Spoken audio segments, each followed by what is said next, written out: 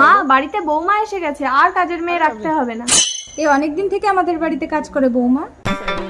এই বউকে না তাড়ালে এই বাড়িতে আমার কাজ থাকবে না, দাঁড়া ব্যবস্থা করছি। মালকিন, আপনার বৌমা আপনাকে ডাইনি বলেছে। কি এত বড় সাহস আমাকে বলে ডাইনি? বৌদিমণি, আপনার শাশুড়ি আপনাকে লক্ষ্মী ছাড়ি বলেছে। কি আমি লক্ষ্মী ছাড়ি?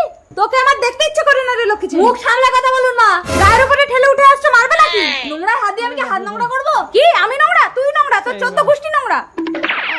আরে কি হলো কামিনী, নতুন বৌমার সঙ্গে ঝগড়া করছো কেন? হ্যাঁ বউ না তো হয় না, লক্ষ্মী ছাড়ি। বাবা মাকে মুখ সামলে কথা বলতে বলো। এই তুই একটা পরের বাড়ির মেয়ের জন্য নিজের মাকে এত বড় কথা বললি? ওর এখানে কেউ নেই বলে কি তোমরা পেয়ে বসেছো নাকি? ঠিক আছে তাহলে তুই তোর বউ নিয়ে এই বাড়িতে থাক, আমরা চলে হ্যাঁ চলো। মা মা মালকিন চলে গেলে আমাকে তো আর এই বাড়িতে রাখবে না।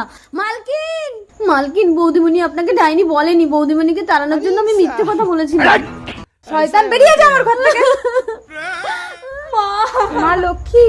চলো বৌমা।